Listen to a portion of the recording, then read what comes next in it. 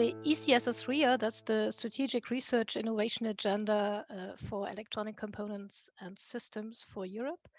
And I had the pleasure for EPoSS, on behalf of EPoSS, to share this, the generation of this major update that has been published very recently. And I just want to give you a very quick sneak view on it, and then later on encourage you to have a look at it and give us your feedback to the document.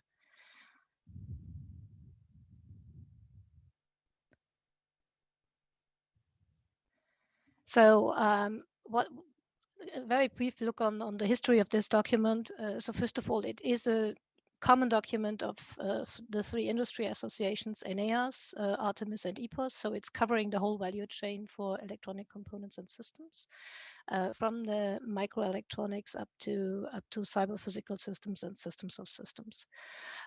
In 2014, we started with 3 different SRAs covering only part of these, and in 2017 the first common version was published, and now I think for the first time we really have a concise document where you cannot really recognize which part of it comes from which kind of community, because it's really a merge, I would say, of technologies that we now have here, and that we implemented in a new structure, as I will show you in a few minutes.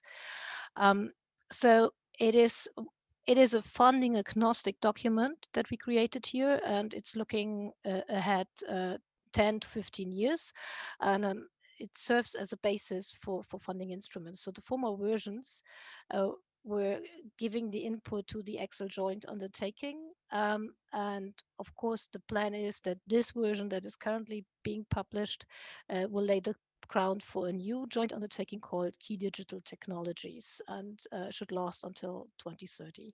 So saying this, it is even going beyond, because I said it is funding agnostic, so it is not only made for the European Commission instruments, but it's also the basis for Eureka clusters like Penta and Euripides, and we are currently preparing the white paper for a new electronic and components cluster following these 2 clusters, and so it will also be the basis for calls in this environment.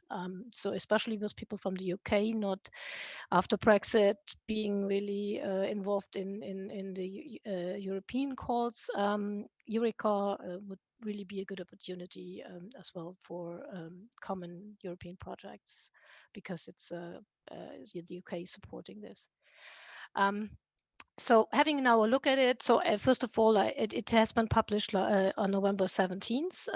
It has been created by a huge team, and it's open for having a look at it. So you can find it and download it from the EPoSS website, but also from the websites of the other industry associations. And you can still give us your feedback, but you have to be quick, because the deadline for giving feedback is next week. So so what is new in this document? Well, we came up with a completely new structure to really show how the different layers in the electronic components and systems are interacting, and how to cover the whole in one document.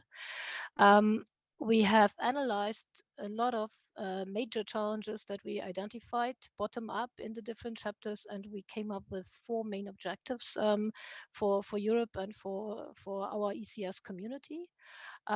For the first time, we really developed common global timelines, short term, which means for 5 years, midterm 10 years, and long term 15 years. So we broadened the scope of the whole thing by really integrating topics from integrated photonics as well as from flexible electronics. So really bridging out also to new technologies that will be of utmost importance for future electronic components and systems.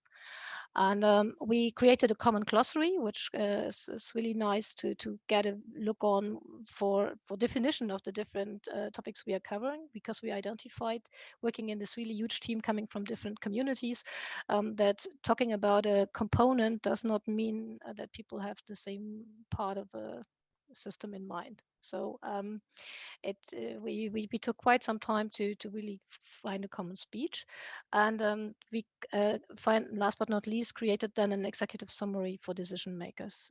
So the new structure, very briefly, it starts with foundational layers. So we really cover in this chapter 1 all the process technologies, starting really from the bottom, from the materials, from the equipment and the manufacturing, and then we go along the layer stack to components, modules, and system integration, a topic where especially the EPoSS community is, of course, very active in.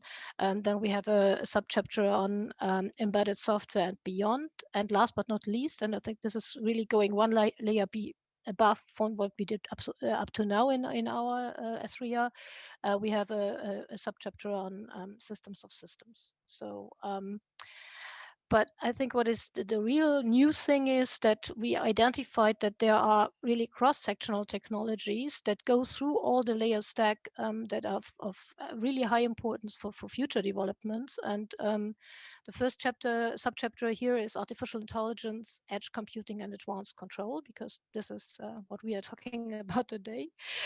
So artificial intelligence, edge computing are really important topics to be covered along this whole stack, and the same holds for connectivity, of course, 5G, 6G developments. Then as a basis for all our activities, a chapter on architecture and design, methods and tools. And last but not least, quality, reliability, safety, and cybersecurity, which also have to be developed along the whole foundational layer stack. And last but not least, we have, of course, the key application areas, the drivers for our developments, and there we cover the chapter of mobility, energy, industry, and of course the topic of today, health and well-being, as well as agri-food and natural resources. This is a brand new chapter, and we have a chapter on digital society, having more a look on what the personal needs of people are. And so this gives you a quick overview of what is in the document, so should help you to find and identify the right chapter to read. And then, as I said, we have picked up 4 main objectives when we analyzed the major objectives of the ECS-SRIA. And so one of it is boost the industrial competitiveness. The second one is ensure European digital autonomy. And third one is, of course, sustainable ECS for the Green Deal. And the third, but also very important one, is the European digital age. So, and everything that we can contribute to that.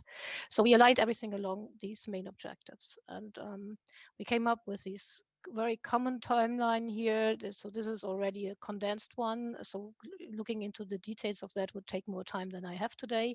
So this is, as I said, is just a sneak preview on what you can find there. So please have a look at it and give us your feedback. And yeah, so thank you very much for your attention. And of course, this is not just, it's one of the electronic components and systems SRIA is, of course, embedded in a whole global landscape, but we are core for a lot of these other activities going on. And so just let me finish with that, and thank you for the attention. And as I said, it's open for feedback, but you have to be quick.